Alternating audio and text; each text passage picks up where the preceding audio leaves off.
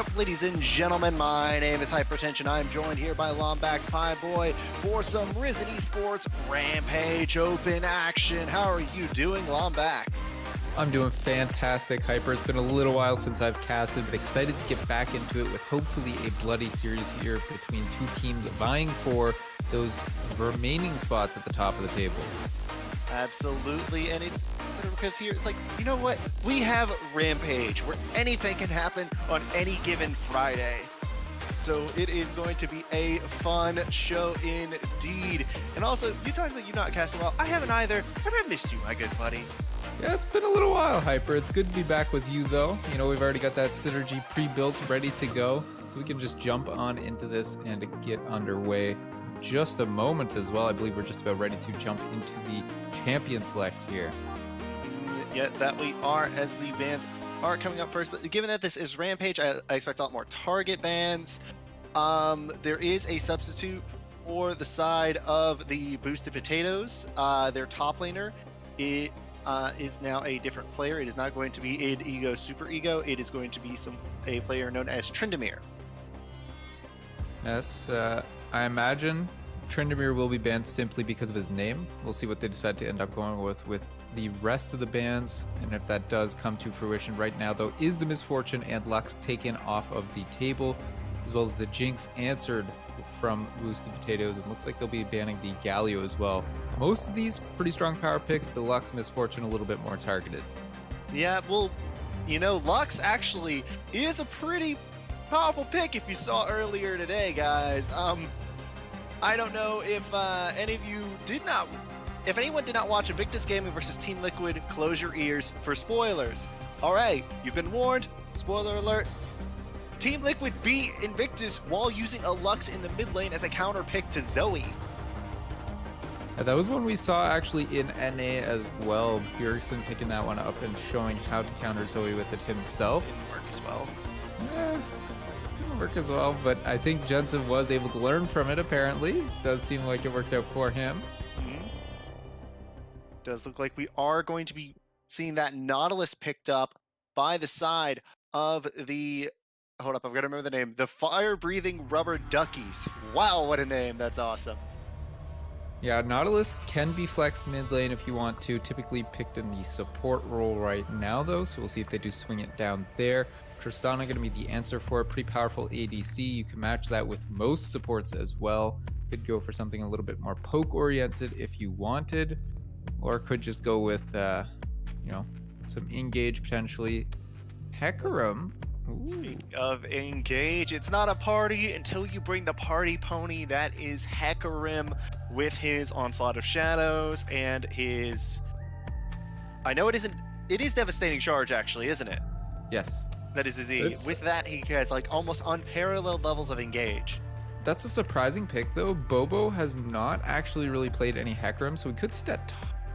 Oh, no, I don't know where that's going to go. Hecarim definitely in the jungle most likely, I think, but not many games on it. And that's one you kind of want to get a little bit of practice on. Sejuani as a response as well is quite strong. Okay, if that goes where I think it is, I'm going to absolutely lose my mind. But it's Sejuani and Sivir, like you said.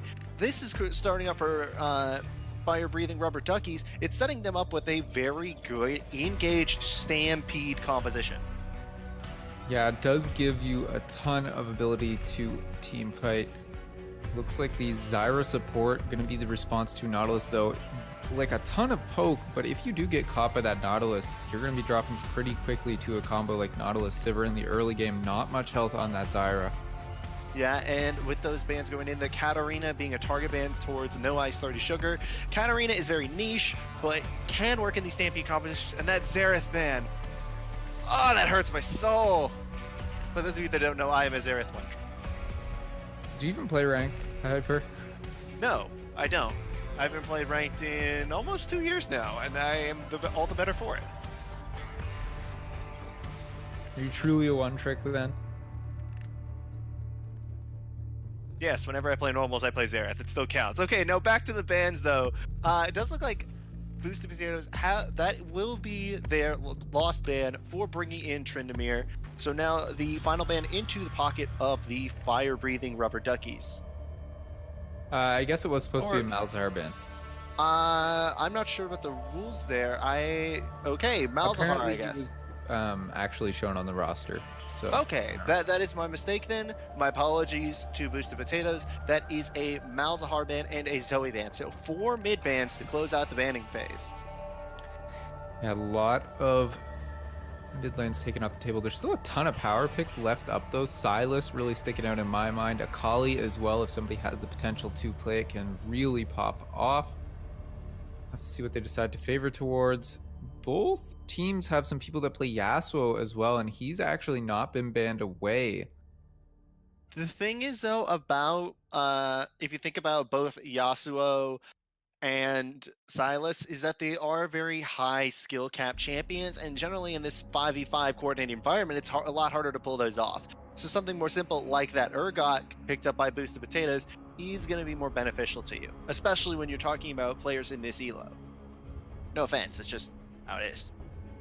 Ornn wouldn't be a bad response to it, though. It does give you a little bit of a meat wall to get in front of him, set up your team with engages as well. And this is going to be really, really saucy, I think, if they can make it to the mid game for fire-breathing rubber ducks. My question about the fire-breathing rubber duckies, did you even need any more bulk? I mean, look at that. There's so much meat that you could basically run a butcher shop there between Nautilus, Sejuani, and Ornn. There's so much bulk and fat just sitting in front of the Sivir and whoever they're going to pick here in this middle lane, which it does look like it will be a... Are you kidding me? I like it. Okay, so apparently that is a Fizz, not a Scion. That is a Fizz. Oh. Honestly, kind of disappointed. It would have been even funnier. This is like single damage team comp if you don't have the Fizz with just the Sivir. And literally all you're doing is standing in front of her as a huge meat and engage wall. Would have been great, but Fizz does mean you have a little bit of AP damage now. Won't just be able to build the armor resistances. Ziggs the response. Ooh. That'll be saucy and potentially very scary for the Ziggs mid lane. As someone who occasionally plays Ziggs, again, occasionally, Xerath is still my one trick, but I still play other poke mages. That matchup sucks. Yeah. As Ziggs. Like, as Fizz, you're able to jump in on top of him pretty much guaranteed.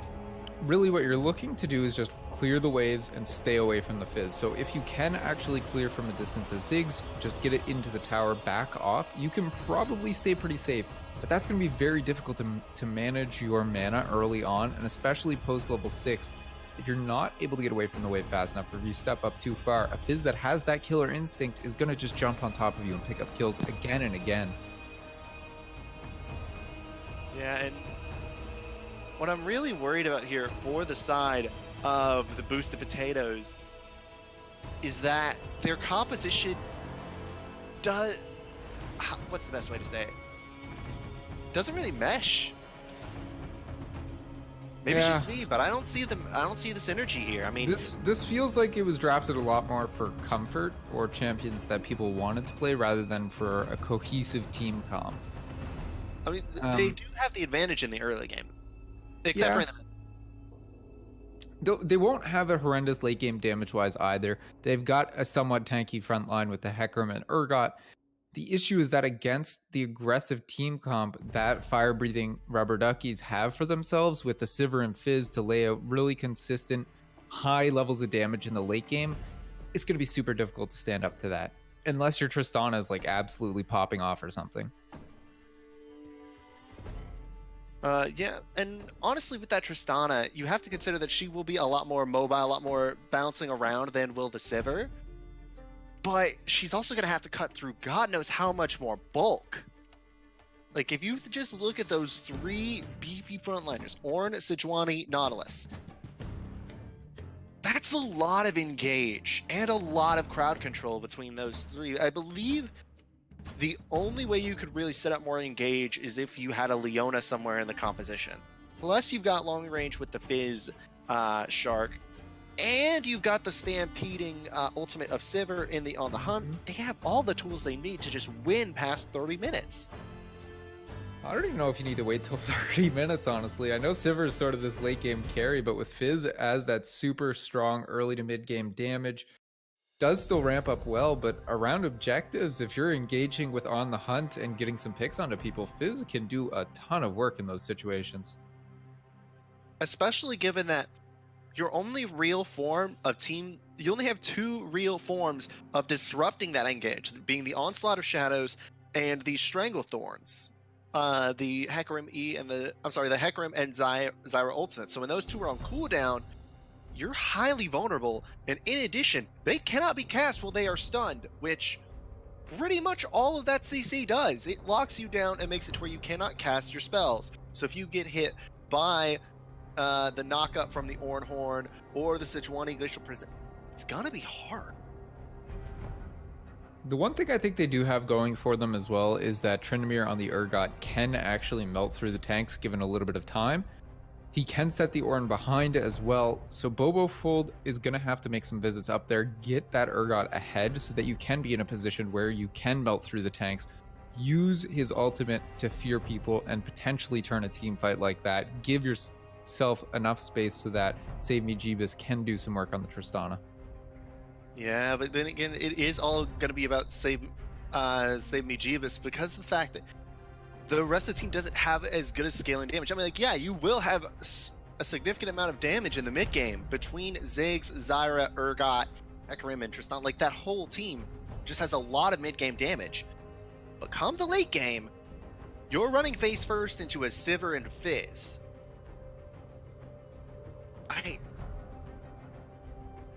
A lot of this is going to have to be left on the Rift, I think. It's very questionable for sure, but if you have a good early game, I think you've got yourselves a chance there, and that's pretty much going to be the only way you can stop that disgusting team fight composition they've drafted for themselves. Not just that, I think that, so you said that was one way. Another way is if they snowball all of these lanes and manage to end it before that 25-30 minute mark, I think that the side of Boosted Potatoes might, emphasis on might, be able to do it. But to do that, I really think Bobo really needs to put a lot of pressure into the mid lane on top of his Fizz. We'll see once we get onto the Rift, I suppose. It's an exciting matchup for sure. It is only game number 1 though, so even if this does go sideways, there's still plenty left to do. Yeah, oh, I just realized. Okay, cool. So there will be a lot of things to do for both these teams, but as you said, we'll know on the Rift. What's your lane to watch? Mid lane. I think that's it. Bottom lane would be spicy too, but because it is Fizz into Ziggs, I'm going to be looking at No Ice, 30 Sugar to pick up some early kills onto that Ziggs, and then just keep killing him. You can come back with the Sejuani if you want, lock him down, get free kills, get that Fizz ahead, and from there it's just free low into the late game. It is free low, but don't forget, many a time a Fizz has overextended, gotten themselves into trouble, and the troll pole was not able to get them out. Very true. I guess we'll see on the Rift Hyper. That we will. I do not know if we are taking a short break. Production, are we?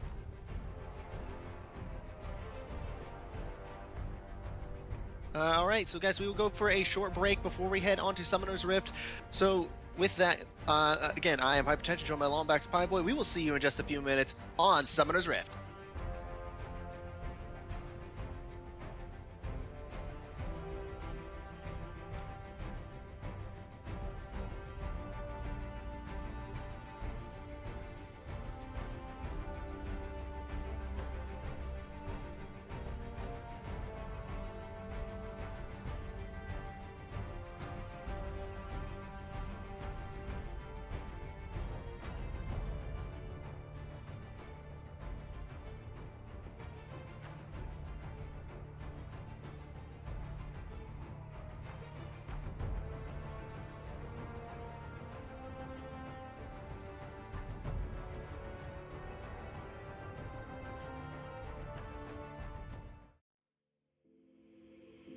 Take a moment right here, feeling like it's out gear, driving towards the sun with a rose and a gun. Feel the wind in my hair, going nowhere I swear, like an outlaw on the run, dangerous but it's so fun.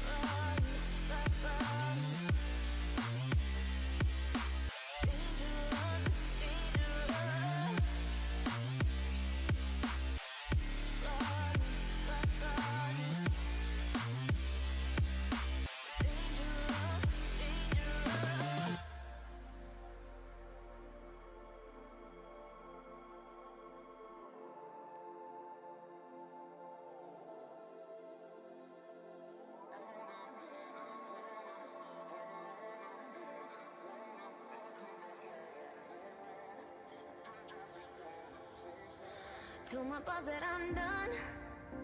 Had no luck with my mom. Say, what will you do with your life? You know it's hard to survive. A cigar in my mouth. Maybe guilty but proud. Now I'm an outlaw on the run. Dangerous but it's so fun. Running, running low. Hold on, don't let go. Running, running low. Keep running low. Running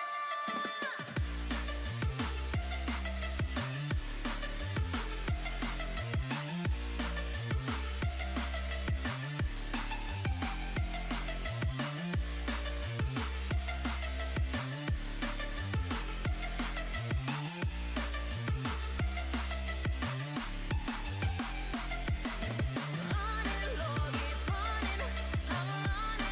keep running. Like an outlaw on the run. Dangerous but it's so fun. Running low, keep running. I'm running low, keep running. Like an outlaw on the run. Dangerous but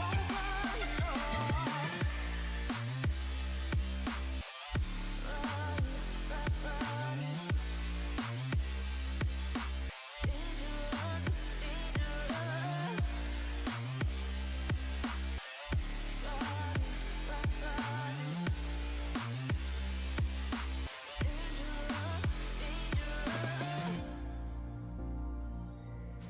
What's up, ladies and gentlemen? My name is Hypertension. We are on to Summoner's Rift for some Rampage action here. Again, me, Lombax, we're here on the blue side. It is the fire-breathing rubber Duckies. On the red side, it is the boosted potatoes. On the blue side, Penguin in the top lane, Mike's World in the jungle, No Ice mid lane, Lero Swind? I'm just going to call him Lero at AD carry, and AP Buggy at support. Of course, on the red side, we do have Tryndamere in the top lane, Bobo Fold in the jungle, the Iron Chef in the mid lane, Save Me Jeebus 2012 in the bottom lane at ADC, and Fandy at support. Yes, and as again, we are on the Rift, looking at it, looking at these teams, I think one of the most influential ways that they will be able to impact the early game is going to be the pathing of these two junglers. Do see that Bobo is starting on the blue side. After those scuttle changes, you have to imagine that's going to be one of the big influencers. Yeah, it is going to make things a little bit different in this early game. It gives you more agency to go for some of those early ganks. You don't have to prioritize your laners coming to help you with scuttles, making sure that you can get those for the XP that you require to stay in the game. So it opens up a lot more pathing choices here for both Sejuani and Hecarim, depending on where they want to go and what they want to focus on the map. Exactly, and talked about it earlier, like how this mid lane could be the ideal lane to gank, because the other two, they have ways to escape, they have ways to get out, but mid lane, that Ziggs is pretty easy to gank. Yeah, quite easy as well in the early levels, simply because he's only got that one form of escape with the satchel charge. If he does decide to use it as well, it's a pretty long cooldown. You can blow his flash early as well, and Sejuani can just repeat gank that super easily.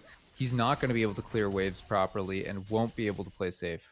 And another thing about that satchel charge is not only does it have a long cooldown, it also has a very long cast. Remember, you have to manually reactivate it after you throw it out. So it's not the quickest escape in the world, not like the Playful Trickster, but in the top lane, it looks like Penguin and Tryndamere are going at each other. It looks like Penguin is getting the worst of this trade. Level 2, there's no charge left, and that's going to be the flash, but first blood goes to Tryndamere. That's got to be unfortunate for him. You really don't want to die early in a matchup against Urgot. He can start to take over a lane quite quickly. I didn't think we'd be seeing a solo kill come out so early, but so there was. Gonna be the dredge line landing in the bottom lane, but the rocket jump will get Jeebus out of there. So that top lane now going to be fairly in favor of Tryndamere. He did not back to cash in the gold yet, but as soon as he does, yikes. A little bit of a jungle skirmish. The Rift Scuttles have spawned now. Flash burn in the bottom lane. But as you said, the Rift Scuttlers with those changes are going to be one of the main things. That's going to be 2 procs of Permafrost going out to Bobo. But it looks like the side of Boosted Potatoes are stacking the top half of the map, making sure that Rift Scuttler goes to Bobo. I can't really contest it when you have no priority in both top and mid lane. The unfortunate side effect of having the solo kill top side, of course. Mike's World will still get a Gromp for himself, but I think he's going to be a little bit behind here. The other Scuttle should be going over to Bobo Fold as well once he gets down there. I do remember them saying that the Scuttle Crab did not have nearly as much of an influence as it used to. It's not quite as impactful as it used to be, no. Yeah. Whereas it used to be, that was the main camp, but now damage in the middle lane. Electrocute procs, no ice, getting the better of Iron Chef. Why did it? Was good damage traded back though. Top side. Gwen taking the worst of it. Right now, it looks like the side of the fire breathing rubber Duckies are going in, but that's going to be the Ignite going in. One more auto attack will do it, and no ice takes down the Iron Chef. Now that's what you got to be super careful of. Even if you're higher health than the Fizz, Ziggs does not have the damage early on to compete with that. Doesn't see it. Da-da, fish! That means that Bobo is the shark. Gets the kill on the Fizz. Yeah, hard to predict against that when Hecarim does have that additional move speed to just catch you out. Got a little bit greedy for the farm, I guess. Hey, you gotta risk it for the biscuit. Yeah, that's true. If you want to win the game, you got to push for those advantages. Remember, 3 minions. Ooh. Oh, that barely went over to Mike's World. He didn't smite that. That was just good timing on the dash. No, I think he did smite that. Okay, actually, I think you're right. Either way, stolen away, so he does get the comeuppance for that top one just with a nice little steal. So he's going to be pretty even now with the Hecarim, other than that additional kill for him. Which that kill will carry 350 gold, because there is no stacking for a single kill in terms of bounties. At that, let's take a look at the CS leads across the map right now. A very large discrepancy developing in the bottom lane. Yeah, that's pretty surprising, actually. You'd expect the Zyra lane to be able to shove out at Nautilus Sivir a little bit. The poke is just so potent early on. Without AP Buggy really able to land a dredge line onto that Zyra, they'll just slowly push them out of the wave. But Liros fighting all this farm, I guess, with this Boomerang Blade. And it does not help that AP Buggy's actually managing to control his mana very well, but oh, the top lane, here comes the party pony. Doesn't look like Penguin's going to be able to get out of it. Oh nice. No, he dashes right through it. Now damage to the bottom lane. Fondy does get ignited. That's going to be the Mega Inferno Bomb coming out from the Iron Chef. Does not quite get Laros Wind. Buggy trying to run as well. The bottom lane of the fire-breathing rubber Duckies on the run. Can they get out? One more shot would do it, but Laros does manage to escape. His support not so lucky. That bomb should kill him. No, he barely survived. Questionable that AP Buggy went back in there after Liros had already made it out, having to expend his own flash to try and make it out there, as well as the heal from his Sivir. A good roam there from the Ziggs, does net them a couple summoners, keeps his bottom lane safe. See if they're able to actually get some tower plates alongside it. The unfortunate downside to that, though, is that he's conceding so much pressure in the middle lane. Like, this Sivir still does have decent wave clear. I don't think that they're going to be able to dive with these champions. I think if he just jumped forward there, actually, Sivir was just dead. I am very surprised that the Tristana jumped backwards.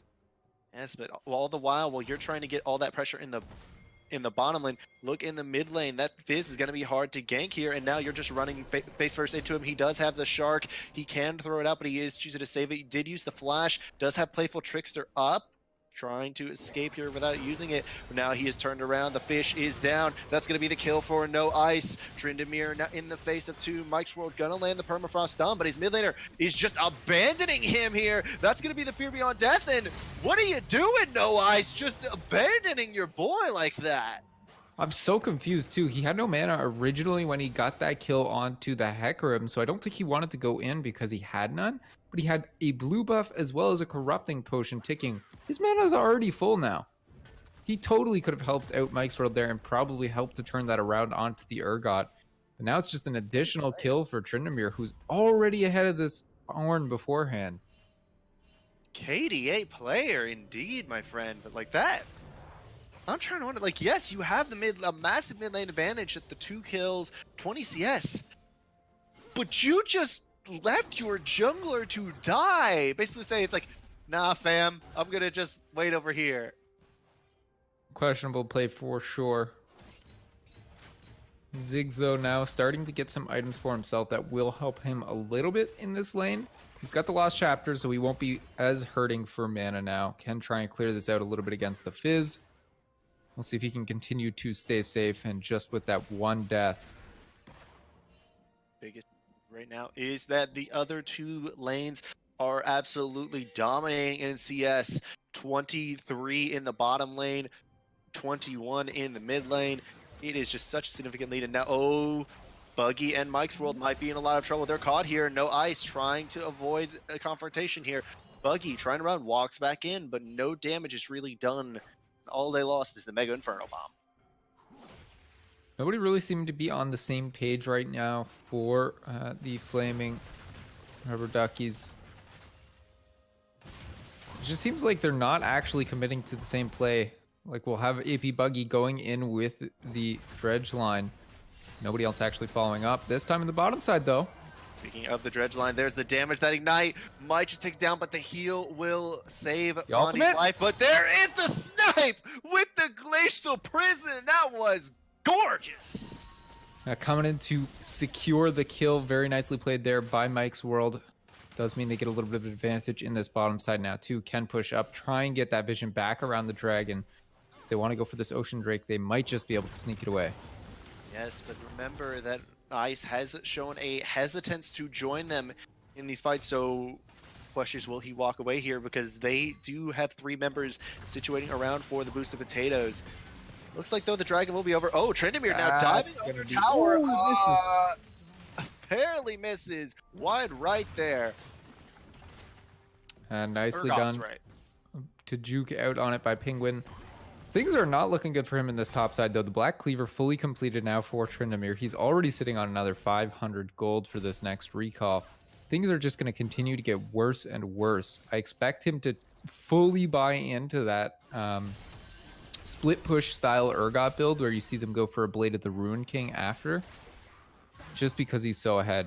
Bottom side, that is another roam by Iron Chef, but he does not have that same roaming and ganking potential that does the Fizz of No Ice, which I'm surprised it stayed stagnant in the mid lane. Yeah, that is something I wanted to talk about as you were mentioning it as well.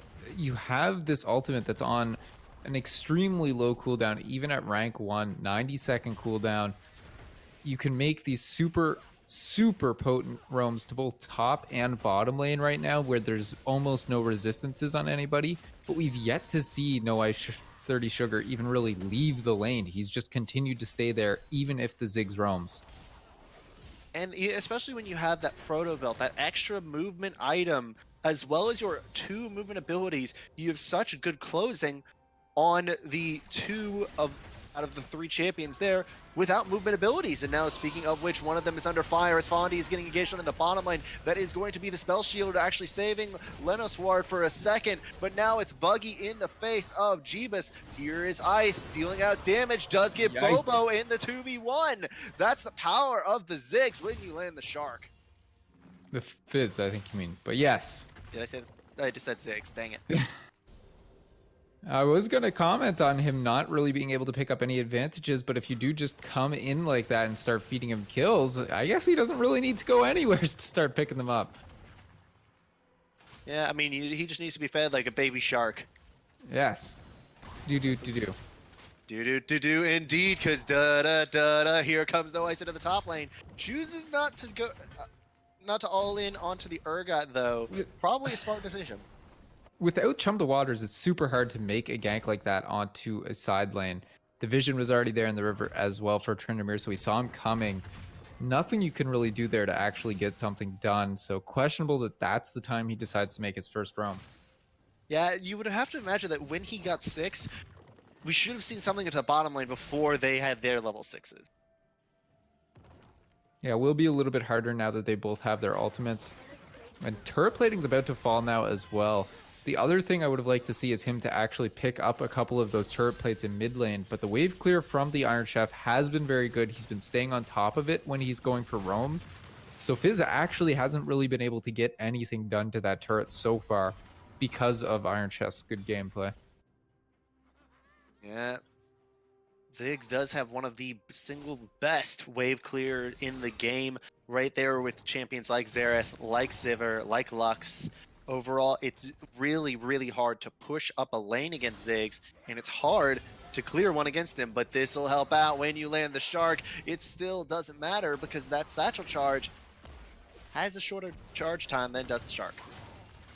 Surprised how No Ice Sugar actually decided to try and make that engage. Typically, you'll see Fizzes try and go in with the Q rather than using that troll pull first of all.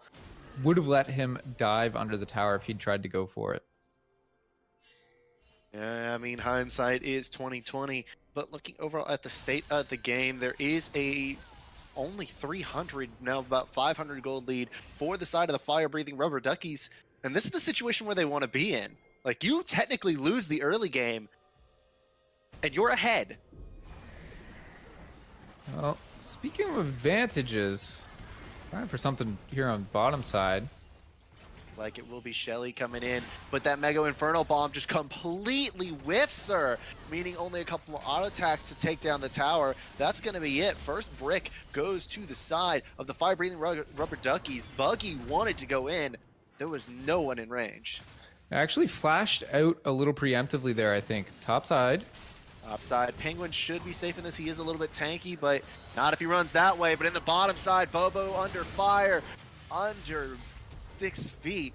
He is dead as a doornail right now, and it looks like that's going to be the Fear Beyond Death, picking up Penguin. Both of them flashing there. Oh, Fizz flashing in. Fizz with the flash. No Ice does kill Fondi, but then the Shark is going to pick up the Tristana of Jeebus. Double kill over to No Ice. Hook landing on to the Ziggs of the Iron Chef. Here comes No Ice. He's got 6 kills in this game already. So that is a very, very scary little guppy. He's not even that scary yet, because right now, if you actually take a look at the gold of individual champions, No Ice is actually sitting on 3,000 gold right now. So he just did that without even buying a full item that he could have in his inventory right now. To compare, ladies and gentlemen, if you're looking at the screen, the gold in the pocket of the Iron Chef is 600. So yeah, that's basically a whole item advantage for No Ice, who looks like he's going to try and go in right now, but decides against it. Yeah, trying to play it a little bit safer. I'd like to see him recall, though. When you've got a 500 gold bounty on your head, it's just not worth staying out on the map for that one extra wave. Like, at this point, I think you should be able to get an item that gives you, a little bit more burst, a little bit more bulk. Preferably, I would go for the Lich Bane here because of the amount of synergy that it has with this.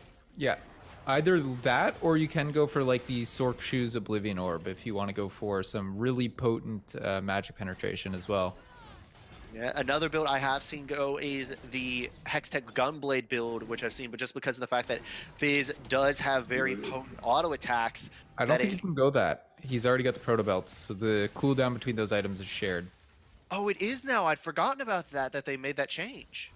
Yeah, so you can't actually do that. It looks like he'll be going towards the Lich Bane, though. Does pick up some Sork Shoes as well, so he's going to be doing some pretty potent damage now. Okay, he bought boots as well. That's why he didn't have enough money. I was like, wait, he should have had enough money to just buy the Lich Bane outright, but choosing to go for the speed instead of just the, the nuking. The additional damage as well from Sork Shoes is just crazy strong on somebody like Fizz. So he's got a lot of kill pressure now onto the Iron Chef. Surprisingly doesn't decide to go in when he has the Nautilus there, but we'll see if he can pick up some more kills soon. I think he was waiting for the dredge line to pop as his go button, but top side. Side looks like Linus Ward. Ooh, good timing on the flash there by Leros Wind, but now the Iron Chef probably gonna die here. does use the troll pole to get in. That's going to be Ouch. the Q. That's it. That's a glacial prison in the top lane. Fondy's gone. That's Bobo getting the hell out of dodge with that unstoppable onslaught. Now it looks like Bobo is going to die anyway after the onslaught of shadows. Yeah, it's saved as well by the Tristana ultimate, blasting all of them out of range of the turret as Tryndamere arrived. That's got to feel bad. Yeah, ooh, no ice with the BM under tower troll pole. Just for the memes. Things are getting quite out of hand though now. This is a pretty significant gold lead for a team that I'd say already has the advantage in late game. Tryndamere hiding in the bush. They don't know he's there. Even if he does get, I don't think that they can win this, because now, my friend, you're on the wrong side of 4 members. 3 of them tanks, but Leros walks way too far forward. Yeah, but look at They the get ultimate. absolutely annihilated. The ultimate, Fear Beyond Death. Massive overstep by the fire-breathing rubber duckies. They're going to get all killed off. 30 Ice does pick up 1, but it is not even close to compensating for the 4 kills that they gave up. But a bot lane tier 2 does help. I suppose. Penguin not even channeling a teleport though to try and help his team. They go for the dive and overstep drastically. I talked about the gold lead starting to swing pretty heavily in their favor, but with that play dropping back down to a 2k gold lead now. Good way to try and get back in the game, that's for sure. If they want to win this one, it's going to be on the back of Tryndamere, I think, though. With 5 kills to his name now, he is looking quite scary. Correct me if I'm wrong, but that was a 650... wasn't it a 650 gold bounty on No Ice? Yeah, it was the full 1,000 gold kill, I believe, that was able to be picked up on him. Uh-oh, Iron Chef does get knocked up by the Oran Horn. Now he's going to get charged in. Oh, wait, what was that interaction? Oh, the maximum range dredge line does catch him. Penguin picks up the kill. That's always one that feels super good to hit at just right on the tip with the dredge line. Well, with Nautilus, when he's standing there at about 40 feet tall, just the tip is like the size of our arms. I suppose. Still feels good to hit it either way.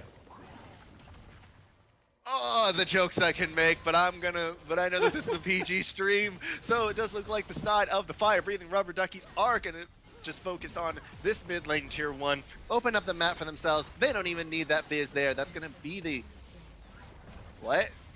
Why was the depth charge used?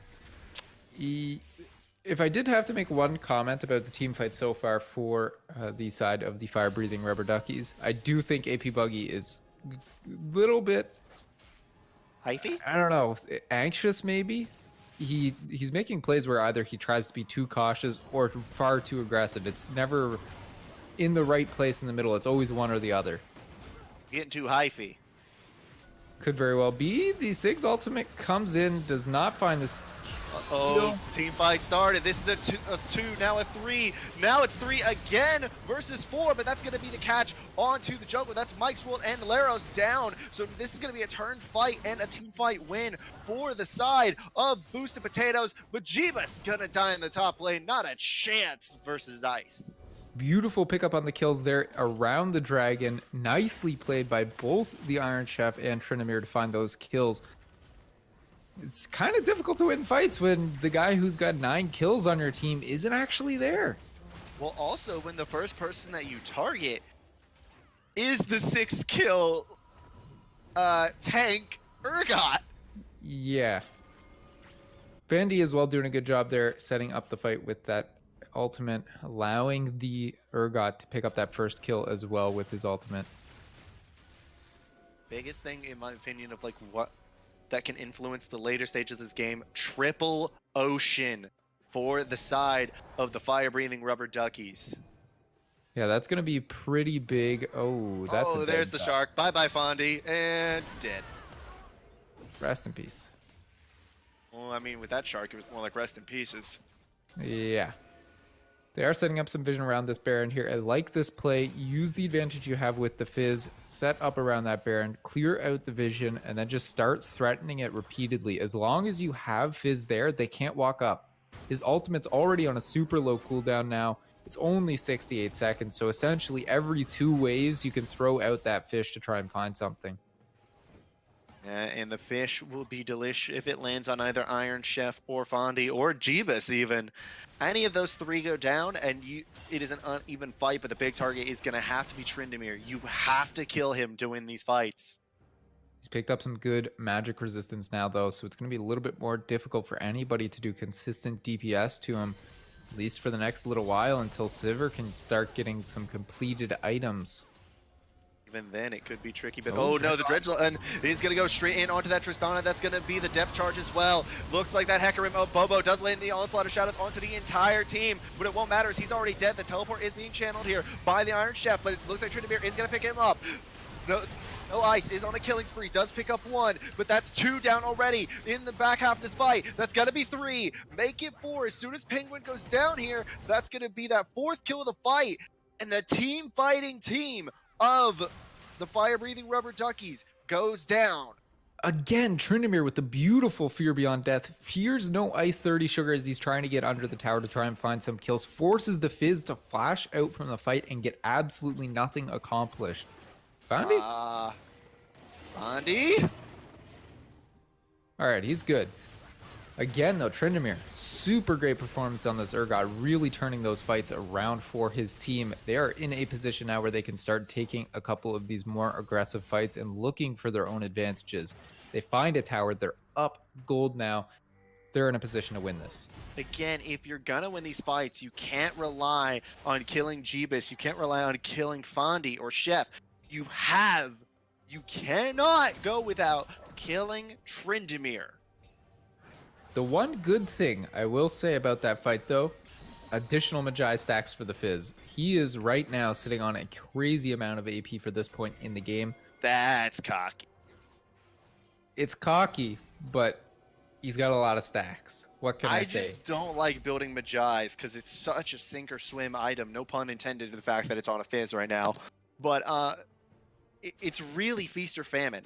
Either you pop off with it, or control word? What? I'm so confused. What? Two control words just placed by Fondi. One to clear out a ward that had one hit left and then instantly dropped it in the pit to not get cleared out, but it still got cleared out. So 150 gold to clear one ward. I don't get it, but okay. He wasted two control wards, essentially, is what I'm saying. Oh, that's not economically cool. And it looks like he's hooked up. That's going to be the dredge line. That is a lot of damage. Fondi, you are dead. Strangle Thorns will actually provide a lot of lockdown onto No Ice. Can he get out? That's a massive shutdown. 800 gold into the pocket of the Hecarim. Here comes the Crab Man. Tryndamere on the run, but they both are going to be knocked up by the depth charge. It is a 1-for-1, but that is so huge. The difference in the two. No Ice, much more influential than Fondi.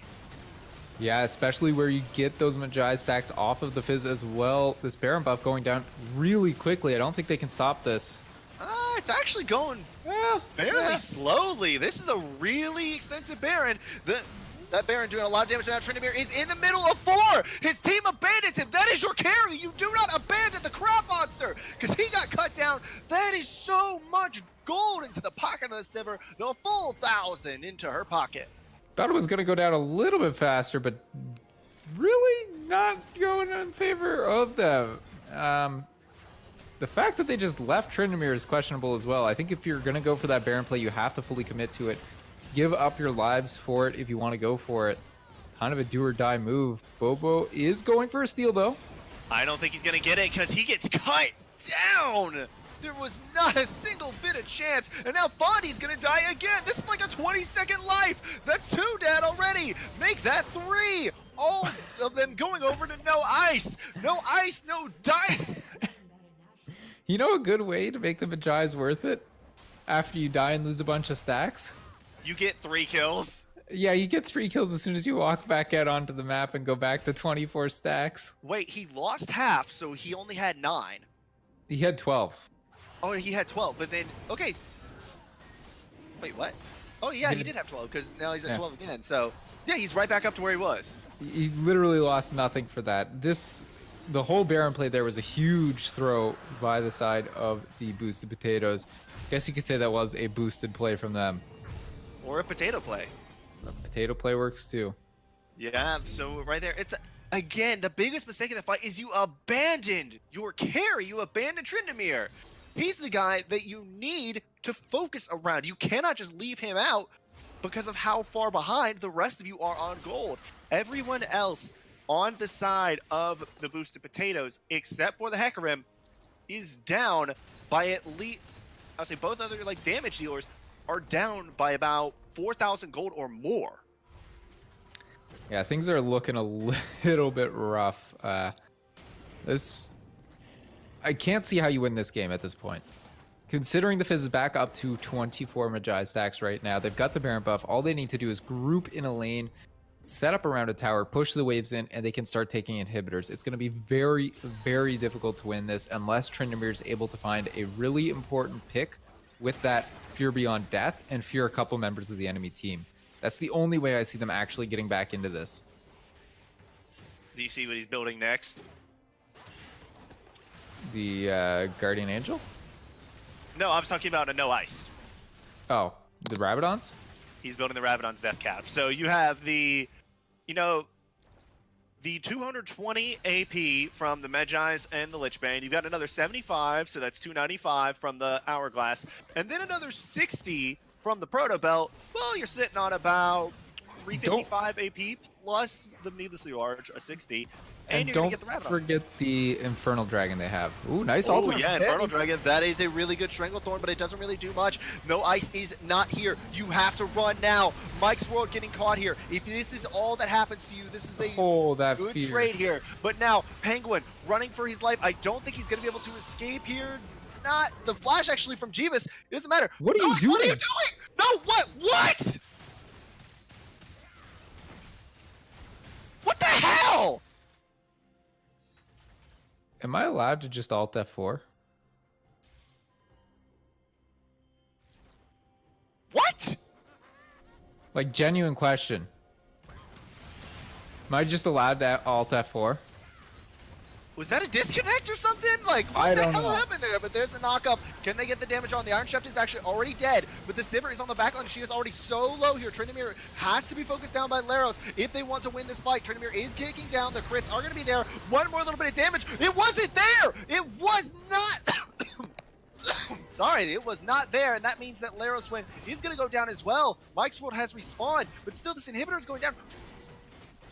If only they had a Fizz who could help them here. If only their Fizz hasn't dived under Fountain when no one was there! The only person that was there was Bobo. And I don't see how he doesn't kill the Hecarim with 2.5 items, just freely. Instead, he throws away half his Magi's for no particular reason and gives up an inhibitor, costing his team an absolute absurd amount of gold. Like, you lost 70 AP with that. You lost the same amount of AP that you, essentially the same amount that you get from your Zhonya's Hourglass. Yeah, that is, yeah, that's the yikes from me, dog. Super, super questionable move from No Ice there. He might have actually, like, genuinely cost his team the game depending on how the rest of this game goes. We've got the Guardian Angel now completed on Tryndamere, so he has the, that is really confusing, completed on Urgot. So he now has the ability for that additional lifeline in fights. There is one on the other side though for Laros, so he's going to be really important to keep track of in these fights as well. If you can't get that Sivir down, that is so much more damage than the Tristana right now, who's still stuck on 2 items. Still, I mean, I get that. I'm just still boggled. I don't think they should be pushed up this far. Nautilus is still in base right now. Yeah, you have to be have to really fight careful. as 5 or else you will lose right here with how powerful Tryndamere is. Maybe if you can get up later into this game, you could start. But right now, you do have that Sivir at, that 4 items. That is a very dangerous Sivir. One of them is an Ornn item, who has 2 Ornn items himself. But also the fact of the matter, the Fizz has an upgrade. The Fizz, the carry of the team, does not have an item that can be upgraded into Ornn item, I believe. He will have the Rabadons as well, which I believe he has enough money for right now. He's sitting on 2,400 gold. Why he hasn't recalled to try and finish that is a little bit questionable. Dragon is up on the board now too, so if they want to fall back to that, that's a pretty free objective for them to take before this Baron spawns in 20 seconds. Vision just isn't there for the side of the boosted potatoes right now. They have to see if they can go in basically right now while the Fizz isn't there. Like, they know it's a 4v5. Yeah, why he's away soloing Dragon when the rest of his team is trying to push mid lane is... I have no idea. Would you like to know what Dragon it is? Don't look. Would you like to know what Dragon it is? Oh, I know. It's a Cloud Drake that he's soloing. So you are soloing a Cloud Drake at 33.5 minutes while your team is in mid lane trying to push up a tower. All right, I have a theory here. He's not actually in a call with them, and he's playing solo queue. That would make sense. I could see it. And he's backing now while they were trying to go for Baron. So it does look like he will be able to pick up that Rabadon's death cap. Yes, at the very least, he's full on build right now. If you can get those Magi's stacks up again, like without it even, this is a Fizz with 700 AP right now. So if he does join them for a fight, he's going to be able to like literally one-shot probably 2 people in a fight with his abilities. 710 AP, and think of how much more he would have if he hadn't dove Fountain. Oh yeah. I'm sorry, walked into Fountain. To be a dive, there has to be an enemy champion there. They are set up around this Baron though. No vision in the river or on the Baron now for the enemy team. They do spot it out as they've started it though, so they know they're on it. And this is actually a pretty fast Baron with this Sivir and the Fizz. It is ticking down to about half already. This is going to be a full-on 5v5 fight. It looks like whoever wins this will end up winning the game right now. But that's going to be the onslaught of Shadows plus the devastating charge going in. But the Ornhorn, what happened to the Ornhorn? Bad start to the fight. That is very bad for the side of the boosted potatoes. No ice on a Rampage. That's 2 already dead. Tryndamere, your main man, he goes down. The minions are pouring into the mid lane, but it doesn't matter. They're already onto the Baron. They can push up top wave after this. They only have 2 very squishy members to cut through. The Baron should go down here in just a second, unless there's some kind of like amazing clutch Ziggs steal. But no ice is gonna be like, come here, baby. Yeah, that was a questionable fight from the side of Boosted Potatoes.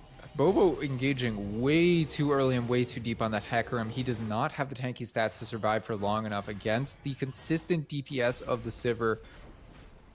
Not really the place you want to find yourself as a Hecarim without the rest of your team to back you up. Now, I do have a question as to why they're pushing mid lane instead of top lane. Because there's no minion wave. They can cut the minions, I suppose, but truthfully, they should have sent everybody topside other than either top the or person bottom, recalled. one of the 2. Yeah. They do have the Fizz bottom side, though, so getting a little bit of a push on there. He is backed off a significant amount, though. I think he would have been fine to try and contest that wave. Yeah, he probably could have just outright solo killed that Hecarim. This seems like a really inefficient use of the Baron buff at the... They've still got plenty of time left on the Baron buff, so they can set up for it now. Get sort of this 1-3-1. Okay, no, now this is an inefficient use, having the Nautilus recall after literally... Oh my gosh. Just recall at the same time next time, rather than everybody recalling individually. Yeah, not quite sure what was going on there, but also I'm not sure why No Ice isn't just going all in onto this Hecarim. Yeah, certainly could find himself a pretty free kill onto him. Like, this man has 1,000 AP! Why is Sejuani still in base? She recalled like 30 seconds ago. I'm not sure why Mike's World is still there, but they just haven't pushed up anything, and the Baron buff is already, I want to say, about half over. Yeah, well, here goes Fizz, though. Yeah, it does look like he wanted to go in onto the Hecarim, but not enough all in there. Saw Tryndamere, got out of dodge, but that will mean that they'll be able to do better, but there's always so much that the Baron minions can even do against the Ziggs with that wave clear. They are finally starting to siege up the towers. The tower does get destroyed. Now that the coordination is there, they're starting to melt through this base. They can go right for that top or bottom inhibitor as well. Not really anything that can stop them at this point. They're pretty much just looking to end the game. Yeah, definitely should look to end it all here. The second inhibitor, the top lane inhibitor, does look like it will go down here in just a moment. That means that the bottom one will be their focus now. They're trying to make sure, take everything first. So many minions barreling onto that inhibitor. Now they're just looking to siege up the base. Ooh, but that's a lot of damage already onto Laros. That's going to be the Stranglethorn, but look at Bondi already cut down. That means the Penguin is going to be to hit up everyone else. That's 4 already dead. All that's left is Jeebus. Save me, Jeebus. Jeebus ain't gonna be saving you anytime soon, my friend, because you are absolutely gone. That's gonna be the game one, going in favor of the fire-breathing rubber duckies. Not to say it was a very clean game, that's for sure. Taking 38 minutes and with tons of questionable plays. So if you are going to come back in this series, you got plenty of options. Yes, they do, guys. And after that game, I really think the main thing that you need is more communication between the team. Because there were a lot of times where No Ice was just doing something else from the rest of his team. Yeah. Plenty of questionable plays, that's for sure. On both sides. Yeah. Fountain walk, more like. Yeah, you're right, Fountain Walk. I don't know. We got more series left to play though, Hyper. So sit tight. I'm sure we can find you plenty of hype plays to commentate on after a short break. Absolutely. And guys, we will be right back here in just a moment with game 2 between the Boosted Potatoes and the fire-breathing rubber ducky.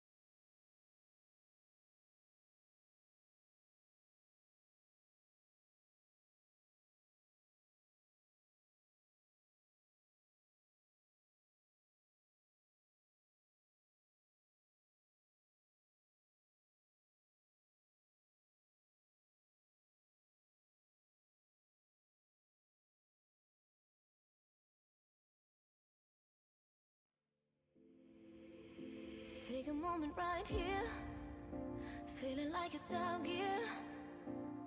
Driving towards the sun with a rose and a gun. Feel the wind in my hair, going nowhere I swear.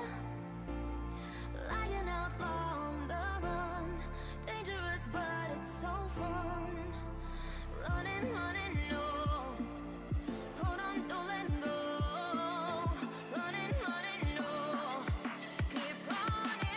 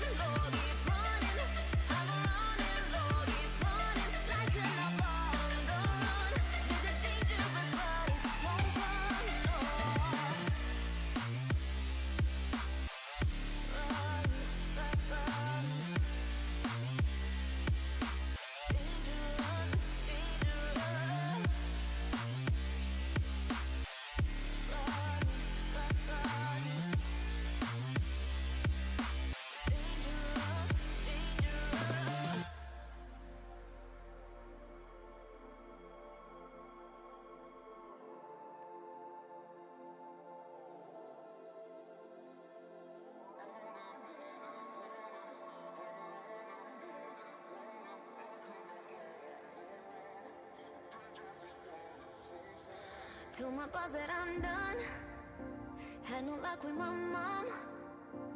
Say, what will you do with your life? You know it's hard to survive. A cigar in my mouth.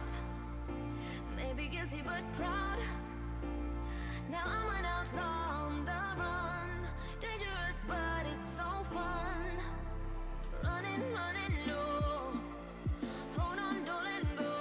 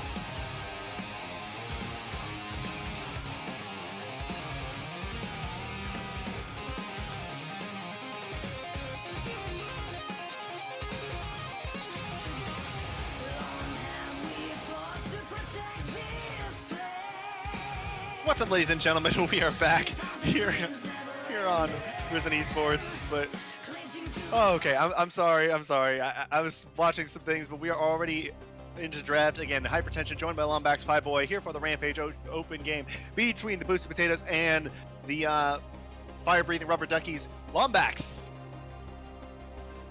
Well, Fizz has been banned, so at the very least, we won't see Fizz walking into any fountains this game. Yes. I'm excited for game number 2 either way. It was pretty bloody game number 1. We should hopefully see a little bit of a bounce back. Yeah, that's inevitable. There were a lot of kills in game number 1. We should hopefully see a lot more in this game too, and hopefully a bounce back from the Boosted Potatoes. The Morgana going to be rounding out the bans there as well. But pretty similar to that first set of bans in game number 1. The Fizz, of course, could be the one big difference there, taking that away from no ice. Yeah, the Fizz was, let's just say, a monster last game when he wasn't walking into Fountain. But now it is going to be that Sejuani first pick for the Boosted Potatoes. Sejuani was, I think, pretty good last time around, so a takeaway from the enemy team, of course. I wonder if that'll be better than the Hecarim, though. I think that... Sorry, I hate to interrupt you, but we do have a new subscriber. Thank you, Mango Styles, for subscribing with the Tier 1 subscription. 5 months in a row. Thank you, my man. All right, now, I'm sorry. Back to your analysis. Yeah, so Sejuani, I think, was a good takeaway. The question is whether it's going to be better than the Hecarim. I think that there was a real lack of presence from Bobo in that first game there, not really able to accomplish too much, and a lot of his plays just kind of fell flat. So hopefully this time around on the Sejuani, he'll be a little bit more comfortable on it. It is actually a champion that he's got some games on this time, so hopefully a better performance from him. So it looks like the Boosted Potatoes are taking a leaf out of the book of the fire-breathing rubber duckies and running a full team fight composition this time, because they do have the Leona, they do have the Sejuani, 2 of the 3 champions with the most CC in the game. The other one, Nautilus, is on the opposite side of the rift from them. Tanks, everybody! Don't you love them? I actually do like tanks better than netcast supports. Yeah, I like the gameplay, certainly, of Tank Sports Leona as well. Pretty impressive ways that you can carry a game, I think, that really lends itself to the support role in a way that no other role really can do. The Sivir and Tristana going to be the ADCs paired up, though, so pretty similar bottom lane to last time, just going to be that Leona difference. So we will see, I think, quite a bit more skirmishing down in that bottom side this time around. Yeah, definitely more, because as you said, the Leona, very good early engage. And with the Tristana, that's actually one of the better pairings for Leona, other than something like a Lucian. Yeah, the Draven as well is one that I like a lot with the Leona. That one really does have a strong potential to carry the early and the mid game. Urgot going to be banned away from Tryndamere, though, in this second set of bans. That's a good one to take off the table as well, because that was the big thing holding the Boosted Potatoes still in the game last time around. Yeah, with that, Urgot is matched by a Yasuo ban, trying to make sure that neither top laner can get their hands on the 0-10 champion.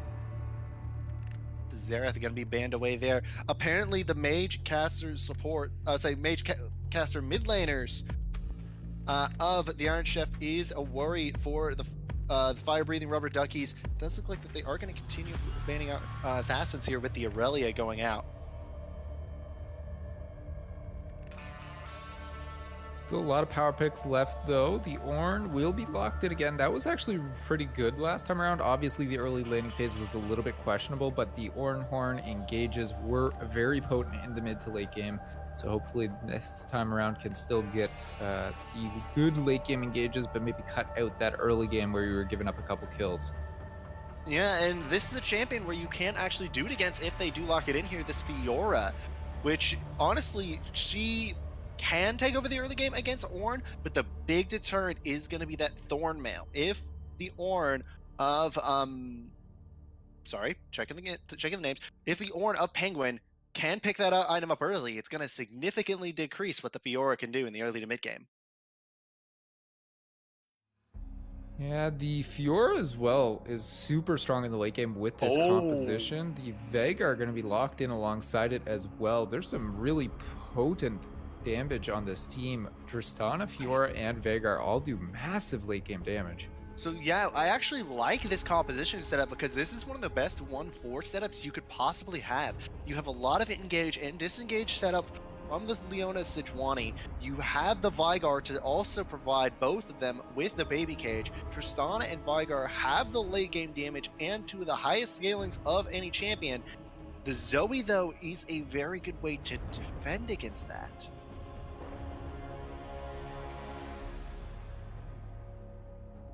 The Zoe, I believe, was banned away last time as well, so it's going to be a fresh It pickup was. here in this game. Have to see if it was worthy of the ban in that first one. Essentially, in this banning phase, did swap the Fizz for the Zoe. So now the question is, will there be enough late game damage for the fire-breathing rubber duckies to actually overcome a Fiora, Vigar, and Tristana? Yeah, that's going to be a question that's difficult to answer because it is different styles of composition as well. You want that full-on 5v5 team fight with the fire-breathing rubber duckies, but with the boosted potatoes, you can run that 4-1 composition. The Fiora is super great in that split push. You're not necessarily going to be looking for that 5v5, even if you could potentially take it. Yes, but with that, like, for a 5v5 with Fiora, you kind of want to have some way to massively lock down someone and potentially catch any target. And you don't get much more of a guaranteed crowd control ability than the event horizon from Vigar. Yeah, it offers a lot of pick potential in the mid game as well. It's actually one of the most frustrating abilities in the game, in my opinion. The baby cage, very, very potent at locking down people, especially when you're against a team that has almost no mobility. The Sivir, immobile other than on the hunt, which is just the additional move speed you can still catch out. Zoe's got nothing. Ornn's dash, you're probably not going to be using to escape. You're essentially just left with the flag and drag to get out of it. That you are. So with that flag, like, that's all you have. And even then, you have to do that fast. You have to react instantly or you're stunned on the way. Yes, exactly. It's going to be very fast reaction time, so we'll see if Mike's World even has those, as of course some players aren't up to the snuff when it comes to reacting that quickly. Yes, and the Zoe actually can be a very good pick against the Vigar because of the fact that she can teleport in and out of the baby cage at will. Remember, all of Vigar's damage has a fair charge up or a fair cast time. So what you could do is, if you get caught in the baby cage, just portal jump after it, out of it, timing things like the I totally forgot what his W is. The Primordial Burst? Primordial Burst, thank you. Wait, I thought Primordial Burst was That's his ultimate, isn't it? No, I haven't played Veigar in a while. Apologies. No problem. Primordial Burst is his ultimate. It is Dark Matter. I should have known that. Dark Matter being his W, the Dark Matter does have a very long charge up time. Plus, with the fact that you have a Zoe there, I would not take Ignite in this situation. I would definitely take Barrier here. Yeah, Barrier probably the better choice. A Cleanse isn't bad against that team comp though either. Of course, you want to respect the Sejuani as well. Can get you with that ultimate. Very good catch potential from the Leona too. So there's a lot of things that could lock you up. We'll see if anybody decides to swap summoners in these last few seconds, but probably looking like it's just going to be the Ignite for pretty much everybody other than that teleport for the Iron Chef. And one thing to notice here is that Ignite is going to be very pivotal because the Vigar teleporting around the map is super impactful because of the baby cage in the event horizon. But looking at the end goals of these team comps, everything on the side of the boosted potatoes kind of makes sense. It meshes well together. You have a beautiful 1-4. You could set up for that amazing 4-man team fight because of how much long range damage and crowd control you have. Whereas the Zoe just kind of doesn't fit with the rest on the side of the fire breathing rubber duckies. Well, yes and no. I think any team can actually benefit from Zoe's Sleepy Trouble Bubble. The rest of the kit's going to be a little bit questionable because you're not really looking to poke with those champions. However, catching people out with the Sleepy Trouble Bubble, getting some additional poke off onto them can still set you up extremely well for the team fight engages you're going to be looking for with that Ornhorn. Yeah, and plus with the Ornhorn, while they are getting hit by the Ornhorn, they can't cast the things like the Glacial Prison, like the Solar Flare, like the Event Horizon. Also, when those are all down, they have extremely long cooldowns. I'm interested in seeing how top lane goes though, because Fiora into Ornn is a very bad matchup for the Ornn, so this could end up going quite poorly for the side of fire-breathing rubber duckies, depending on how that goes. Tryndamere, of course, was the huge carry for his team last game, so maybe he'll put on his dancing shoes again and give the runaround to Penguin. Yeah, plus Penguin on that Ornn, he did play the mid game extremely well, in the mid to late game extremely well, like I said. If there are any late game detractors I'm going to take away from the side of fire-breathing rubber duckies, it was no ice, having no communication with his team. Yeah, that's going to be fixed this time around. Hopefully, we'll see if it actually is or not.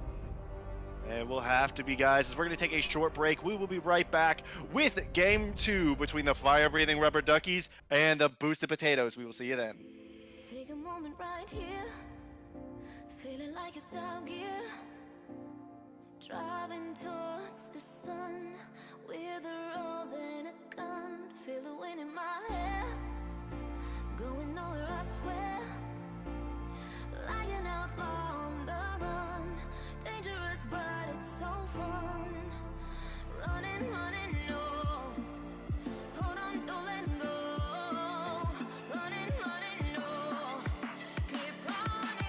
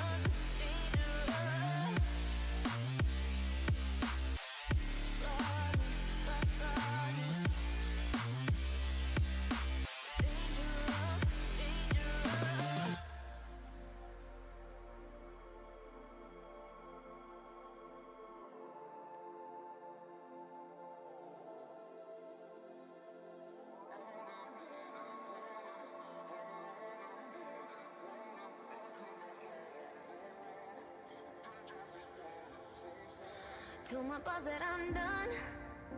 Had no luck with my mom. Say, what will you do with your life? You know it's hard to survive. A cigar in my mouth. Maybe guilty but proud. Now I'm an outlaw on the run. Dangerous but it's so fun. Running, running, no. Hold on, don't let go.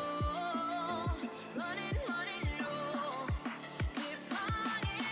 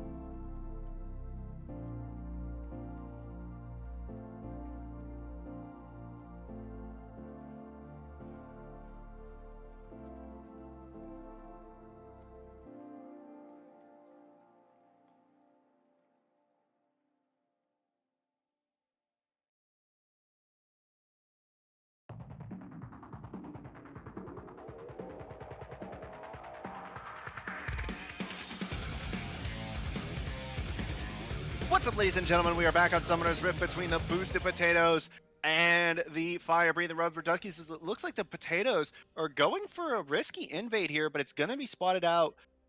Oh, no, Penguin didn't catch any of them. Wait, why are you just sending Tryndamere? Not sure, but he has found the Ornn. Has found the Ornn, but I don't think that he's going to be able to kill him. Like, they could just send the Zoe up to Rampage. He could just flash the wall over the thing. He's not going to burn Flash yet. So, yeah, all that time you spent. I'm surprised that Laros and Buggy did not put some invasion wards into the jungle of the Boosted Potatoes. No, still though, does mean the recall there for Ornn will be potentially a little bit late getting back to lane, but good way to spend your early game, I suppose, keeping yourselves entertained. Yes, you have to stay entertained. Are you not entertained? Is that not why in you the were first here? minute of a game? Never. Almost never. I mean, you've Very obviously rarely. never seen a proper Fnatic Death Bush pulled off. I suppose. At least not recently. Yeah, probably not. Also in the chat, Swida, you forget. This is Rampage. So now, looking at these lanes already, the main one that we have to talk about has to be the top lane. Yeah, this is going to be the important one to watch for sure. Mid lane could be a little spicy as well as the bottom lane, but top lane going to be far more interesting with that Fiora. Ooh, level 2 gank coming out from the Jarvan of Mike's World. Yeah, typically you only see that if somebody goes for the red buff start, as you can gank with the red buff and get a little bit of an advantage there with that slow. Oh, engage bottom lane again. Lots of dredge lines coming out from AP Buggy, but no real follow-ups coming from Laros. No, they are going to get the steal on that red buff as well in the top jungle. I believe they spotted it out, though. They did have a ward on it, so hopefully they should know that it's going down. I don't know, Mike's World's still pathing towards it instead of the enemy red buff. Yeah, Mike's World, it does look like he's going to run into Bobo, but no, Bobo is out, already packing the red buff. Big yikes there for the jungler of the Fire-Breathing Rubber Duckies, and he's laser guided on those dredge lines. Yeah, looking a lot better than last game where a lot of those were going wide. Maybe just needed one game to sort of hone in his accuracy.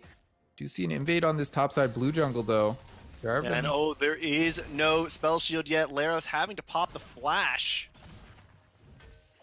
Surprised nothing happened top. Ooh, good stun there, because guess what? The proc counts as a slow. That's a first blood for Tryndamere. Proc doesn't just count as a slow, it's straight CC. That's why this matchup's so bad for Ornn.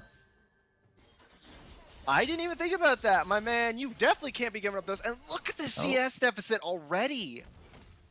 Like I said, Ornn into Fiora is not an easy matchup for this Ornn. You have to bait out that W with auto attacks in a way that you don't actually get stunned. It's very difficult to pull off as the Ornn and not feed to that Fiora. You pretty much just can't fight her. Yeah, I mean, all of your CC is so telegraphed that it is really easy to set up for it. But now here comes the gank into the bottom lane. That is going to be the spell shield pop, but Laros one already has the damage down. That's going to be a kill for Fondi. Buggy next on the menu. That's going to be Permafrost. Looks like Iron Chef's going to get a little bit of a piece of it, but Jeebus going to get the kill. Very nice start for the second game. Of course, Boost Potatoes struggled quite a bit in the early game last time around, but this is a good look for them starting out this one with 3 kills right away before even 5 minutes. Well, in their defense, this time they didn't counterpick themselves in the mid lane. Very true. Yeah, whereas now they also have a counter engage available in the bottom lane to oppose that Nautilus, whereas last time it was just the Zyra trying to deliver some poke, but really couldn't lay anything concrete. This Leona certainly looking better so far, though. Mid lane almost got stunned up there by the Sleepy Trouble bubble, but Iron Chef still trying to play it out there. Very low at mana now. I think that was one of those angle illusions because of the fact that the game is at, like, not a true top-down, but a very slight angle. It made it look a lot closer than it really was. Very well could have been. He should be making a recall soon, though. Does have that teleport to get back into lane. Does get stunned up, though. There's the Sleepy Trouble bubble. Will he be able to get any significant damage? Not really. Every little bit helps. He is going to recall anyways, though, right now with that teleport. Bottom lane, Yeah. they have started up the dragon. This could be extremely risky, but they will have the Zoe there. There is no ward nearby for the Iron Chef to teleport to. No, wait, is that in the pit? That is right into the pit, yeah. That is There. ballsy. They're That is hard not- committing for this. That is his gutsy, and it does look like the dragon will go over to the side of the boosted potatoes, but the fight is also going to the boosted potatoes. It looks like Buggy is just being abandoned by his team. Sleepy Trouble Bubble does land onto Save Me Jeebus, but now Laroswin Nice does flash. not have it, but that flash, ooh, perfect spell shield there to try and get out, but now it looks like Laroswin just gonna get picked off there by Bobo. They lost the dragon, they lost the kills, they lost the fight. This early game is disastrous for the fire-breathing rubber duckies. You want to know the real spicy part here, Hyper? What's up? Do you know who hasn't recalled yet? Don't tell me Trendemir hasn't recalled. Oh, he my has god, not. he hasn't recalled. He hasn't, but also Bobo hasn't, and they're both sitting on over 2,000 gold at 6 minutes that they're going to recall, spend, and just come back with an absolutely disgusting advantage over their opponents. That's a full Cinder Hulk! What? Bobo just recalled and bought a full Cinder Hulk from literally a Hunter's Talisman. Yep, at 6.5 minutes. Just Rampage things, ladies and gentlemen, here. But now we are to this point where the side of the Fire Breathing Rubber Duckies have to play more cautiously. They cannot give up another disastrous fight like that, or else things will just snowball out of control. They're already down almost 3,000 gold. There are two real options to coming back into this, and there is the option you said, or you play it like IG, and that's you just like turn up your aggression to an even higher level and try and roam multiple people down and make extremely aggressive plays. Looks like that might be what they're trying bottom side now, but they do end up backing off. For those of you that don't know, IG lost doing that. They were 9-1 previously doing it. Yes, but at the same time, how many times was that in a best of 5? All of LPL apparently. No, It worked. that's mostly best of 3. Yeah, but the playoffs, I mean. I mean, they outclassed every playoff opponent that they faced, but it's just an individual skill. It works. Like that is your other option, is you have to be more aggressive than your opponent and make plays that they're not going to expect. Yes, But like it this doesn't one look here. like that's happening right now. Trendemir in the face of Penguin. That's a double knockup, but the stun still does come down as a... Okay, Mike, you're just gonna abandon the Orn there? Just gonna stand there. First it was Ice, now it is Mike as a 2 kills goes over to the side of the boosted potatoes. What is going on with the fire-breathing rubber duckies? A lot of death. That's what's going on. Gray screens all around. You get a gray screen and you get a gray screen. I see in black and white. Wait, what? Whoa. That looks Oh. like boosted. Oh, the boosted potatoes pick up another kill. This time onto Wait. No Ice. It looks like another dive here onto Laros. He's taking a lot of damage here, but Jeebus actually taking more. That's going to be an uneven trade. And the heal from Triumph actually helps Laros survive. But now Body. Oh, the flash of dodge out. The solar flare, it will save him for a moment, but here comes the Sejuani. That's a shutdown for the Sejuani, meaning that now Buggy, that's going to be another 2 kills. This is a 5-kill Sejuani now. You want me to be like real with you here, Hyper? Okay, what happened to make you freak out there in that exchange? That was my own stupidity. I was making a mistake with who I thought the Vanguard's team was on. That's my own fault though. But you want me to be real with you here about the Sejuani? What's up? This is the point in the game where you start buying AP items. No. You pull a Mad Magical and you buy Omewrecker just for the dives. Oh yeah, that works too. One of those two options. You want to buy something that's going to snowball your lead further ahead at this point. Yeah. Yes, tanky items could help, but you are so far ahead. Literally, you have double the gold the enemy jungle does right now. Buy some damage items. Buy like literally anything that's just going to snowball this game harder, because it will. You know what? You know what he really should buy? Just because like it would be actually a good buy and give him a lot more damage. He should buy an Abyssal Mask. Yeah, that'd be a good item too, if you wanted to go for a tanky option.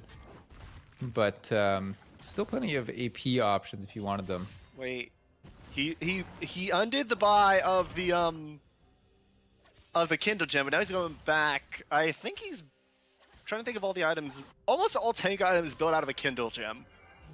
Yeah, most of them. The one that does not, though, is Wrecker, I believe. That's the Crystalline Bracer and Chain Vest, isn't it? That builds No, it has a Raptor's Cloak. Ah, Raptor's It's one Cloak. of the two items that has the Raptor's Cloak, the other being the Zerat Portal. It's been quite a while since I built Wrecker, if I'm completely honest. Wrecker, I think, has a Raptor's Cloak and a Chain Vest. Oh, it looks like Mike Swole is going in, but he is nowhere near his team. That depth charge is going to help him deal out a lot of damage to Jeebus, but Jeebus is going to die first. They just left Lestwind, though. He just was caught between a rock and a hard place, and Mike's World helps stun them up. They pick up Mike, and now they're 2 for 1. Disastrous early game thus far for the fire-breathing rubber Duckies, and another Infernal Drake, as if they needed anything else to snowball. Yeah, Infernal Drake's really going to up that damage on the Fiora as well, who's currently 40 CS up on the Ore, not letting him recall, and 2,000 gold up on him. And oh, here we go. Another engage that it was going to be the baby cage put down, but there is that Sleepy Trouble bubble. Got a lot of... Oh my god, Bobo! That was actually so clean, taking the ignite for his mid laner, but now they're going to lose the fight because they are so outnumbered. Iron Chef goes down. That's going to be Fondy. Bobo's still alive. Will he go back in? He does not get it. Does die to the Sivir, so that's actually a lot of gold handed over. Very nicely played fight from No Ice, landing the Sleepy Trouble bubble at the very start onto the Iron Chef, getting him extremely low and allowing him to clean up the fight later on. How is Leros 2 levels up? He deals so much damage there. What? Not sure. The additional kills that have gone over have certainly helped. Wait, he's way up in CS too. Yeah. I guess even if the rest of the map is winning, if your ADC is just not there to pick up the farm, it still puts you in a bad spot bottom lane. Currently, Fandy's actually higher level than the Tristana. Oh my god, he is. That's not good. No, it is not. The turret plate's going. Also, you use the solar flare on a Nautilus near the wall. So that is a waste of a solar flare. Good attempt, though. I suppose. Was it? It's a low cooldown ultimate. It's not such a big deal for Leona to just throw it out. Yeah, I guess. It does matter, though, if you do get dove. And it looks like they might be trying to set something like that up. There is no teleport for Penguin in the top lane, but there are teleports for both the Iron Chef and Tryndamere. So this very quickly, if they did decide to dive, could become a 3v5 in favor of the boosted potatoes. Doesn't look like they're going to fully commit to it quite yet, though. But Jarvan is sitting in that bottom lane bush for a lane gank. Yeah, they're setting up here. They know it's coming. They know it, and that means Fondy. Fondy is... Well, that was questionable. Well, if he hit that, he was dead, I think. With that Zenith Blade literally just would have pulled him under tower into death. Well, not just that. Jeebus was sitting at the tower. Yeah. We talked about communication being an issue in game number 1 for both teams. I guess that's showing it again there. Yeah, but right there, No Ice, holding off, not falling prey to the gank of Bobo. And that's another thing, is while you're this far down as the Tristana, you're not going to push in the Sivir. If there's any AD carry, you will not push in while you are behind. It is a Sivir. Yeah, that is a very, very difficult champion to push in. And Tryndamere taking his own jungle's red buff there. If you're going to kill Tryndamere, you have to get No Ice involved. Oh no, the timing there. No Ice, no dice gets cut down. All the ultimates used to kill him. Yeah. Don't want to walk into the event horizon. Tryndamere? They had the 2v1 up until Bobo got there. Mike trapped himself straight within it, and that means that now, you dive back into the event horizon! What is with them? They're all walking back into the event horizon and bottom lane as well. Jeebus trying to run away. Will Leros use the flash? Yes, he does, but he does not have the ultimate to get, but he actually does get the solo kill, so worth, I guess. Very nicely played by Leros. Not sure if he quite knew the limits of his champions there, but was just able to tag with the edge of that boomerang blade, get the kill. Even if that Sivir gets fed, what are you going to do to stop Tryndamere from just split pushing this game? Beg. Oh man, Laros though did have that spell shield on lock there, so a flash burn from Fondi for no benefit. I don't even think they would have gotten it if he'd connected with that Zenith blade. They didn't have the damage. Yeah. I did talk about Sejuani needing to build damage or something if they wanted to snowball this game harder, but right now working towards what looks like a Knight's Vow, that's not going to give you a whole lot of damage. No, and the only two people that can really benefit off of it, one of them isn't going to be with you team fighting. The other one is down 50 CS. You can put it on a Veigar. It won't give you as consistent healing, but it'll still give you an all right amount. Wait, does it? Yeah, it's just damage in general. Damage, you are correct. I thought it was just attack damage. Okay. No, That it's means- just damage, but it's more preferable to have it on somebody who, A, you want to keep alive for sure because they can consistently deal DPS, and someone who can consistently heal you. Yeah, but he put it on Jeebus still. That part is questionable. The guy with no completed item and essentially lower level than your support. Yeah, I don't see the point in putting it on Jeebus of all people. I feel like that is literally the worst option. Yeah, I feel like if you put on Fondi, it probably would have done better. Uh-oh, that's actually a good dredge line going in. They might actually have the win on this fight. That is going to be the Cataclysm. The damage is there, but no, it is there for both teams as 2 kills go over to the side of the Boosted Potatoes. That 6,000 gold lead coming in clutch because there was no Laros to fight. Is here now, though. Here now, indeed, it does look like that Shelly will be able to deal out damage to the tower, but will not take it down. With Tryndamere here, you can't really fight this, especially when it's 3v5. Oh, that Sleepy Patrol bubble is actually huge. Oh, they didn't capitalize on it. No, not really any way to re-engage on that. They did have the Oran Horn, but choosing to not pull the trigger there, unfortunately, means they won't find that shutdown kill onto the Fiora and will lose out on this dragon. Yeah, and that's an Ocean Drake as well, so it's Sleepy going to be Trouble very Bubble. essential. Sleepy Trouble Bubble does land on to Iron Chef, but he flashed over the wall to make sure that they couldn't figure out where he was. Oran Horn coming in. Will they be able to get anyone? Nope. Yeah, just goal posted that one, unfortunately, but we'll He at pulled a least Cody give the player Parker. a word. If you're a Bears fan, I'm not sorry for making that joke. So now, with that in mind, it is going to be a mid lane push out for the side of the Fire Breathing Rubber Duckies, whereas the bottom lane will be the focus for the Boosted Potatoes. Honestly, I say you just leave Tryndamere off on his own. He's going to kill whoever he encounters.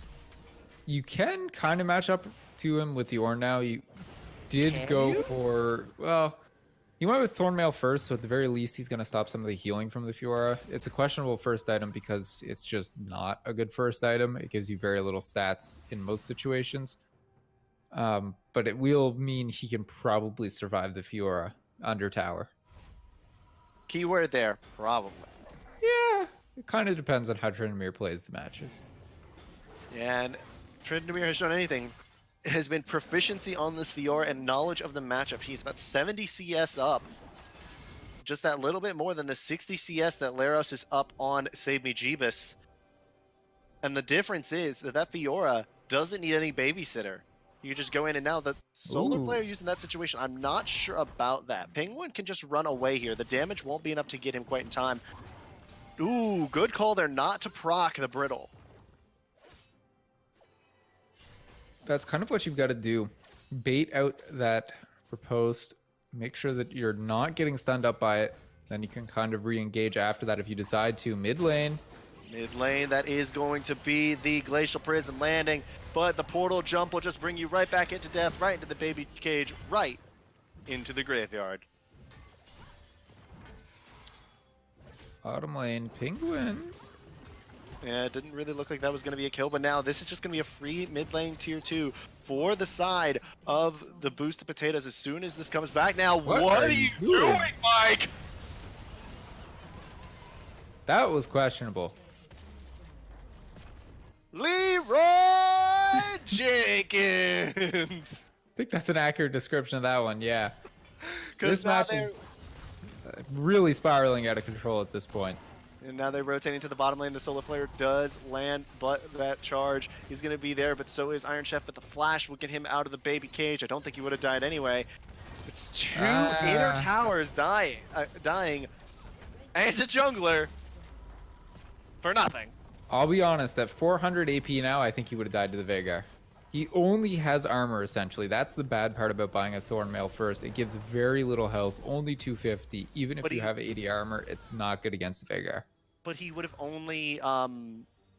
Wait, why are they farting rainbows? It's an icon.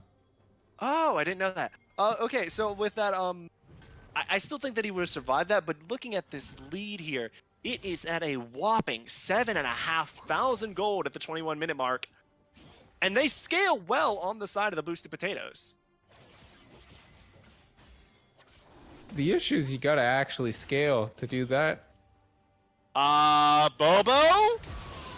Not sure what's going on there, buddy, but he actually manages to get out for now. Flash going in by Laros, who has no chill with those flashes, but the collapse is coming up. Laros is still running headfirst into it. They know that Fondy is there. The Sleepy Trouble bubble does miss, and you burn a flash for a flash there, but it's a shame. Mike's World tried to let him go there.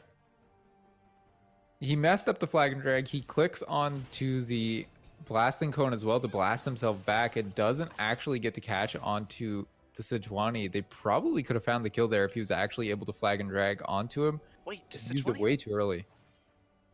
I wonder if the Sejuani has enough health to proc that Warmog, saying, yep, just enough.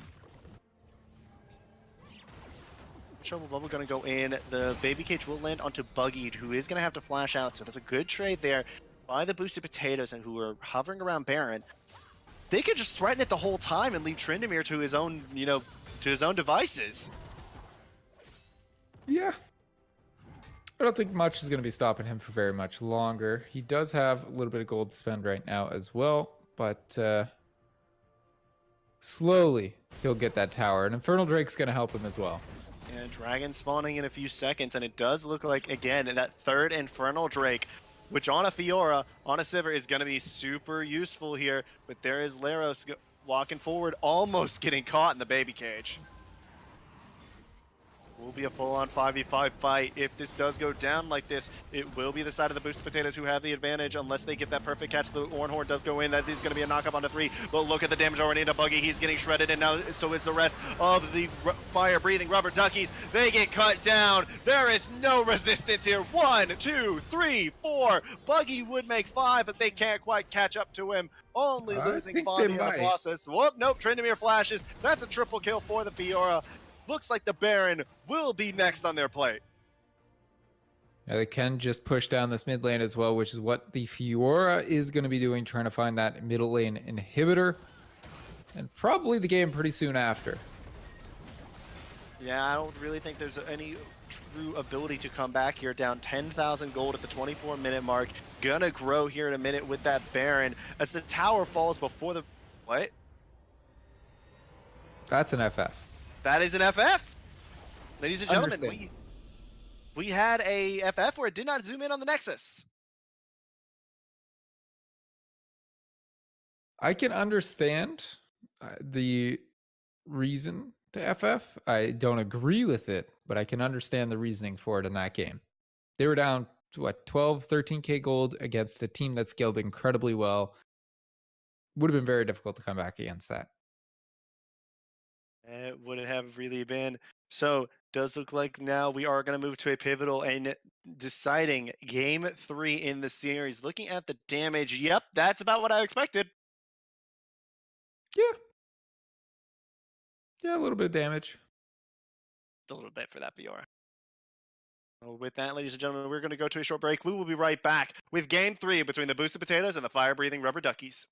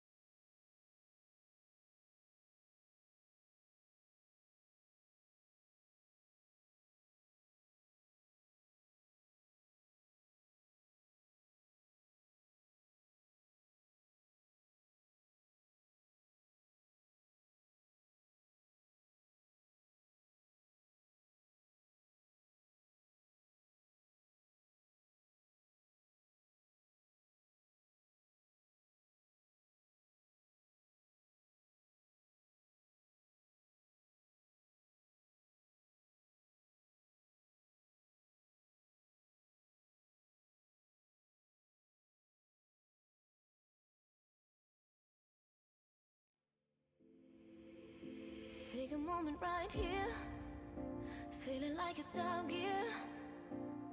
Driving towards the sun with a rose and a gun. Feel the wind in my hair, going nowhere I swear. Like an outlaw on the run, dangerous but it's so fun. Running, running, no. Hold on, don't let go. Running, running, no.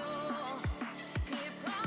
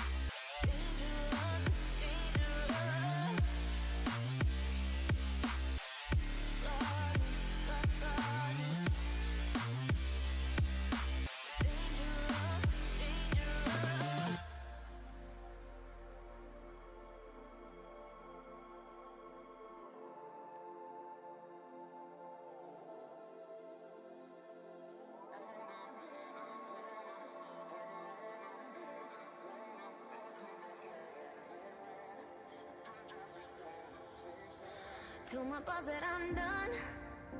Had no luck with my mom. Say, what will you do with your life? You know it's hard to survive. A cigar in my mouth. Maybe guilty but proud. Now I'm an outlaw on the run. Dangerous but it's so fun. Running, running, no. Hold on, don't let go. Running, running, no. Keep running.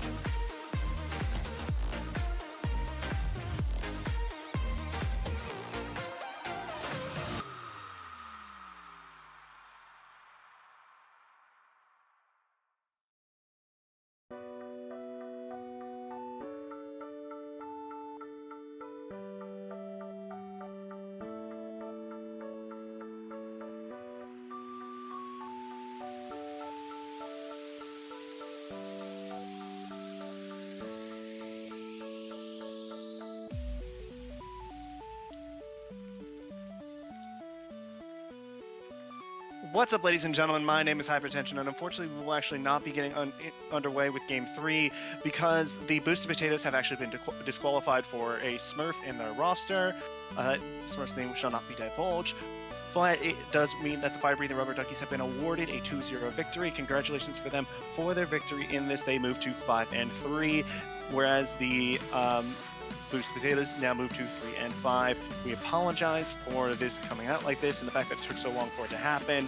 But we thank you for joining us here tonight on the cast. I thank you for my co-caster Lombax for joining in on short notice. I thank you to Caddy for streaming this for us. And guys, once again, thank you for joining us here tonight on the stream. Our apologies that it had to end this way. Lombax, do you have any closing words? It was a fun cast either way. I enjoyed it. Yes, it actually very much was a fun cast. And guys, again, thank you for joining us here on Risen Esports. Tune in tomorrow for some Dominate action. I've been Hypertension, joined here by Lombax Boy. Thank you again for joining us. Goodbye. Good night.